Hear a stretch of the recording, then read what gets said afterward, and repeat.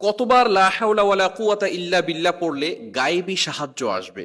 অনেক সময় আমরা কঠিন বিপদে পড়ে যাই। লা হাওলা ওয়ালা কুওয়াতা ইল্লা বিল্লাহিল আলিয়্যিল আযীম, এই বাক্যটার যে কতটা ফজিলত রয়েছে এটা আমরা অনেকেই জানি না। অনেকেই আলহামদুলিল্লাহ এখন আমরা নামাজ পড়া শুরু করে দিয়েছি, ৫ ওয়াক্ত সালাত আদায় করি, এরপরে আমরা বিভিন্ন আমল করা শুরু করে দিয়েছি। এই লা হাওলা ওয়ালা কুওয়াতা ইল্লা বিল্লাহিল আলিয়্যিল আযীমের চমৎকার ফজিলত রয়েছে। নবীজি সাল্লাল্লাহু আলাইহি সাল্লাম নিজে আমাদেরকে জানিয়ে দিয়েছেন। আপনি বুখারী শরীফ খুলেন, বুখারী শরীফের 4202 নম্বর হাদিসের ভিতরে নবীজি সাল্লাল্লাহু আলাইহি সাল্লাম আমাদেরকে জানিয়ে দিয়েছেন যে ব্যক্তি লা হাওলা ওয়ালা কুওয়াতা ইল্লা বিল্লাহিল আলিয়্যিল আযীম সকাল সন্ধ্যা পাঠ করবে, আল্লাহ তাআলা তাকে কখনো কারো প্রতি মুখাপেক্ষী বানাবেন না, অর্থাৎ আল্লাহ তাআলা তাকে সকল বিপদ আপদ থেকে হেফাজত করবেন। অনেকেই অভাবের ভিতরে আছেন, লা হাওলা ওয়ালা কুওয়াতা ইল্লা বিল্লাহিল আলিয়্যিল আযীম আপনি যদি আমল করতে পারেন তাহলে আল্লাহ তাআলা আপনার অভাব দূর করে দিবেন।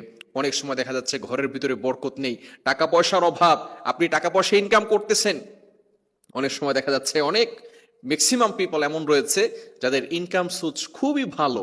অনেকে 20,000 টাকা স্যালারি পায়, অনেকে 25,000 টাকা স্যালারি পায়, অনেকে 30,000 টাকা স্যালারি পায়, কিন্তু ঘরের ভিতরে কোনো বরকত নাই, ওই টাকা দিয়ে সংসার চালাতে পারে না।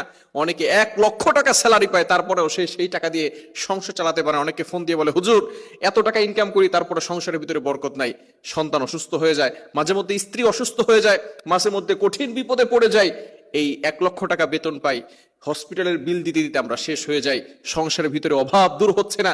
এই অভাব কিভাবে দূর করব? এই অভাব দূর করার জন্য চমৎকার একটি আমল, সেটা হচ্ছে লা হাওলা ওয়ালা কুওয়াতা ইল্লা বিল্লাহিল আলিয়্যিল আযীম। এই আমলটা ম্যাক্সিমাম সময় করতে হবে। কতবার পড়বেন? কতবার পড়লে আল্লাহ তাআলা অভাব দূর করবেন?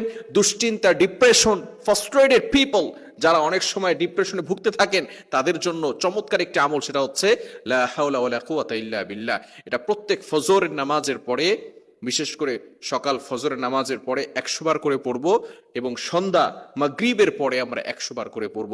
এবং যখনই আমরা হাঁটতেছি চলতেছি, লা হাওলা ওয়ালা কুওয়াতা ইল্লা বিল্লাহিল আলিয়্যিল আযীম, এই আমলটা বেশি বেশি করার চেষ্টা করব। এটার ভিতরে এমন কিছু অর্থ রয়েছে যে আল্লাহ তাআলা ছাড়া কারো কোনো শক্তি নাই সকল অনিষ্ট থেকে বান্দাকে হেফাজত করার। আল্লাহ তাআলাই একমাত্র সাহায্যকারী। যদি আল্লাহ তাআলা কাউকে সাহায্য করে, দুনিয়ার কোনো শক্তি তাকে ক্ষতিগ্রস্ত করতে পারবে না। আমার মুসলমান বন্ধুগণ, গভীর মনোযোগ।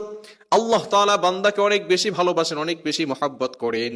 কোন বান্দা যদি আল্লাহ তাআলার সাথে সম্পর্ক রাখে, আল্লাহ তাআলার প্রশংসা করে, যদি কোনো ব্যক্তি বলে লা হাওলা ওয়ালা কুওয়াতা ইল্লা বিল্লাহিল আলিয়্যিল আযীম, আয় আল্লাহ তোমার শক্তি সবচেয়ে বেশি, তোমার শক্তি ছাড়া কারো শক্তি নাই, তুমি এমন একজন মাবুদ, এমন একজন সৃষ্টিকর্তা, তুমি আমাকে সকল বিপদ আপদ থেকে বাঁচাতে পারো। যখন আল্লাহ তাআলার